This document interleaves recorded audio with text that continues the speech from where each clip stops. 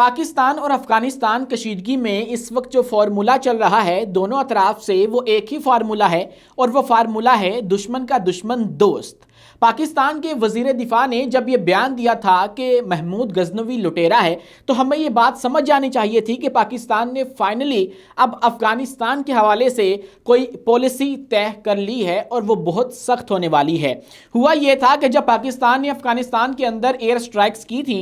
तो तब इंडिया ने थोड़ी सी चीखें मारी और चीखें मारी या चीखें मारने की अदाकारी की थी, ये तो हम नहीं बता सकते, लेकिन उन्होंने सबसे पहले आकर ये कहा कि अनइक्वेविकली कंडेम दिस अटैक, और उन्होंने पाकिस्तान के ऊपर इसका जो मलबा है वो गिराया था और कहा था कि पाकिस्तान को ये आदत है कि वो अपने इंटरनल अफेयर्स का जो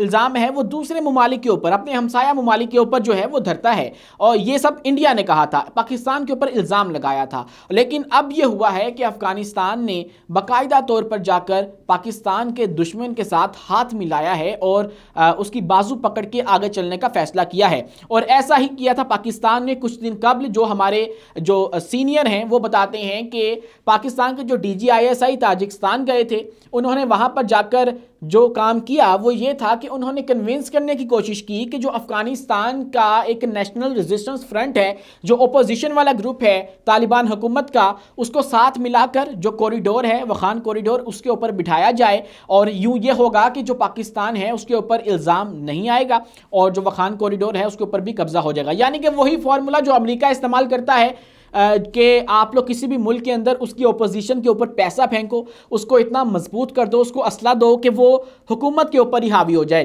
तो यही पाकिस्तान ने स्ट्रेटजी अपनाई कि हमने देखो तालिबान को या अफगानियों को इतना अपना जो है वो भाई माना, उनको पनाह दी, हमने उनको कितने साल जो है उनकी मदद की इतनी मुश्किल सूरत हाल के अंदर कि जब उनकी मदद जो है नहीं कोई कर रहा था, हमने अमेरिका से भी उनके लिए जो है वो पंगा लिया। तो ये सारी सूरत हाल थी, हमने उनकी मदद की। लेकिन अब ये क्या कर रहे हैं, अब ये कर रहे हैं कि ये लोग हमारे ही दुश्मन के साथ अब हाथ मिला रहे हैं और उसके बाद हाथ भी उस मुल्क से मिला रहे हैं जिन्होंने इनको अभी तक फाइनली रिकॉग्नाइज नहीं किया, इनको बतौर एक रियासत तस्लीम नहीं किया है। जी हाँ, बिल्कुल इंडिया के साथ इनकी जो रवाबित हैं वो बढ़ रहे हैं और रवाबित इस तरह से बढ़ रहे हैं कि दुबई के अंदर एक मीटिंग की गई है फॉरेन सेक्रेटरी ऑफ इंडिया की जानिब से, जिनका नाम विक्रम मिस्री है, और foreign minister of Afghanistan Taliban हुकूमत के आमिर खान मुत्तकी की जानिब से। इन दोनों ने मिलकर वहाँ पर कुछ जो एक्सचेंज है जो मुआहिदे हैं वो करने की कोशिश की है और अफगानिस्तान की जानिब से कहा गया है कि आपको कोई भी सिक्योरिटी थ्रेट नहीं होगी। और इंडिया की जानिब से ये कहा गया है कि हम आपके अंदर जो प्रोजेक्ट्स हैं वो करेंगे, शुरू करेंगे। लेकिन ये सारा तो एक ढकोसला है। अंदर की बात यह है कि इंडिया ये सब करने पे इसलिए मजबूर हुआ कि अब उनके पाकिस्तान के साथ ताल्लुकात ख़राब हैं और अफगानिस्तान ने भी चूंकि सोचा कि दुश्मन का दुश्मन दोस्त, तो हम लोग उनके साथ जाकर हाथ मिला लेते हैं। और ये बात तो है कि इंडिया कोई बहुत बड़ा फ़ैन नहीं है अफगान हुकूमत का, तालिबान हुकूमत का, स्पेशली इस वक्त जबकि इंडिया के ऊपर एक इंतहाई एक्सट्रीम किस्म की गवर्नमेंट है और वहाँ पर हुकूमत ऐसी है कि वो मुसलमानों को किसी सूरत बर्दाश्त ना करें। तो अब उन्होंने अफगानियों के साथ कैसे हाथ मिला लिया, ये बात भी अफगानिस्तान को सोचनी चाहिए कि अगर आपके वो इतने हमदर्द हैं तो उन्होंने अभी तक आपको रिकॉग्नाइज क्यों नहीं किया, उन्होंने बतौर आपको एक कंट्री एक्सेप्ट क्यों नहीं किया। तो ये सारी सूरत हाल है। और पाकिस्तान जिसके साथ आप आज लड़ रहे हैं, और वो पाकिस्तान जो कि अपना हक़ दिफा इस्तेमाल कर रहा है और इसीलिए उसने आपके जो कुछ टेररिस्ट हैं उनको मारा, कि आप लोगों को पाकिस्तान ने कितनी मदद की, कितनी देर आप लोगों को रखा, पाकिस्तान के अंदर रखा, लेकिन आज आपने जाकर उसी की पीठ में एक तो छुरा घोंपा है। और इसी बात का जो है वो पाकिस्तान को दुख भी है और पाकिस्तान ने फैसला कर लिया है कि अब जो है वो हम लोग अफ़गानिस्तान के हवाले से एक पॉलिसी बनाएंगे। और फ़ौज बहुत ज़्यादा ऑपरेशन भी कर रही है, इनसाइड कंट्री भी और आउटसाइड कंट्री भी, आउट ऑफ द टेरिटरी जाके भी जो स्ट्राइक्स हैं वो की गई अफ़गानिस्तान के अंदर, ये हमने देखा। और ये फैसला किया गया कि ये लोग जो यहाँ पे कार्रवाइयाँ करके वहाँ पर चल जाएंगे सरहद के पार और ये सोचते हैं कि बच जाएंगे, तो ऐसा नहीं होगा। या ये कोई ये सोचता है कि दूसरे मुल्क में बैठ के वो यहाँ पे कार्रवाइयाँ करवाता जाएगा तो हम उनको वहाँ पे घुस के भी मारेंगे।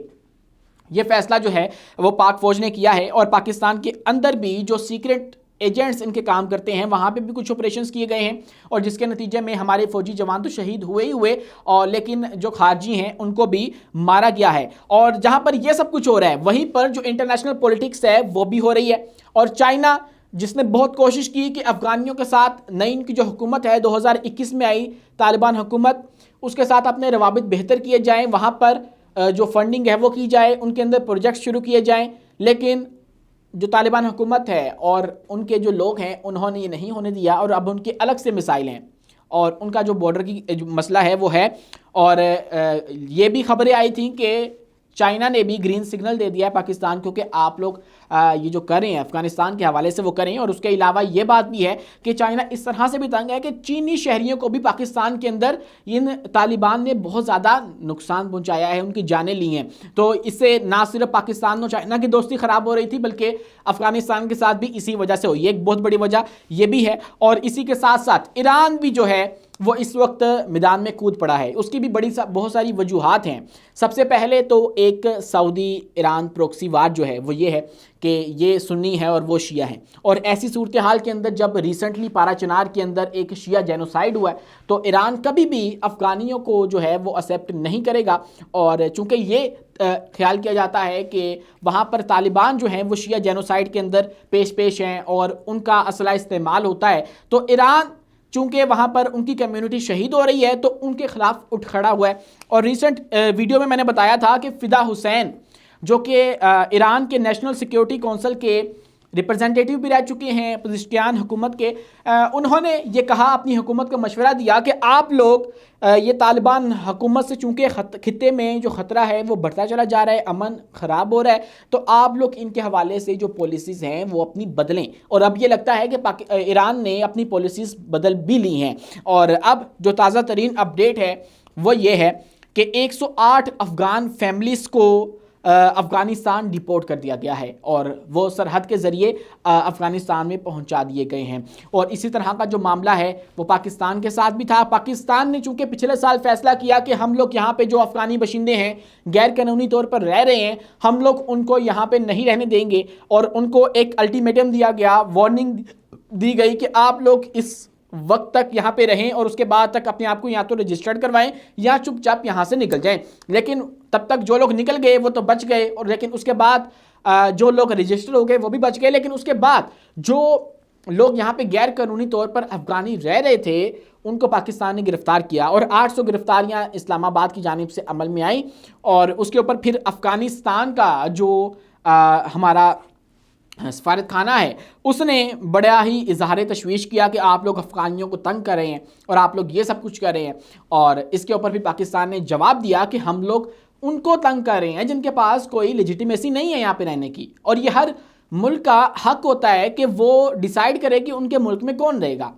आया कि गैर रिकॉर्ड याफ्ता लोग भी रह सकते हैं किसी मुल्क में, ये तो कोई पिसमानदा से पिसमानदा मुल्क भी एक्सेप्ट नहीं करता कि ऐसा कोई शख्स उसके मुल्क में रहे जिसका कोई रिकॉर्ड ही नहीं है, क्योंकि वो जुर्म करे, डकैती करे, जना करे, जो मर्जी करे, यहाँ पे किसी को उसका कोई रिकॉर्ड ही नहीं होगा, जो मर्जी करके यहाँ पे चला जाए। तो ये जो है वो हक दिफा पाकिस्तान ने अपना इस्तेमाल किया था और अफ़गानियों को निकालने का फ़ैसला किया था। शायद उसी का गुस्सा है जो अफ़गानिस्तान ने जाकर आज हमारे भारत, हमारे जो दुश्मन मुल्क समझा जाता है, जो कि हर स्पेस को इस्तेमाल करता है जो कि पाकिस्तान के ख़िलाफ़ हो सकती है, उसके साथ हाथ मिलाया है। और अब देखते हैं कि ये दोस्ती कहाँ तक चल पाती है, क्योंकि भारत कोई बहुत ज़्यादा मुस्लिम फ्रेंडली मुल्क नहीं है और ख़ासकर मोदी हुकूमत के अंदर। तो ये बात अफ़गानिस्तान को सोचनी चाहिए थी लेकिन उन्होंने नहीं सोची है। तो अब देखते हैं कि ये दोस्ती चल पाएगी या नहीं चल पाएगी, या पाकिस्तान की नफ़रत में इतना गिर जाना उनको उनके काम आएगा या नहीं आएगा, या क्या सूरत हाल बनती है, क्योंकि मामलात कशीदा से कशीदा होते चले जा रहे हैं और हल होने की तरफ नहीं आ रहे हैं। और देखते हैं अब क्या बनता है। अपने मेज़बान उमैस मुनीर को दीजिए इजाज़त, मिलते हैं अगली वीडियो में नई मालूमात के साथ।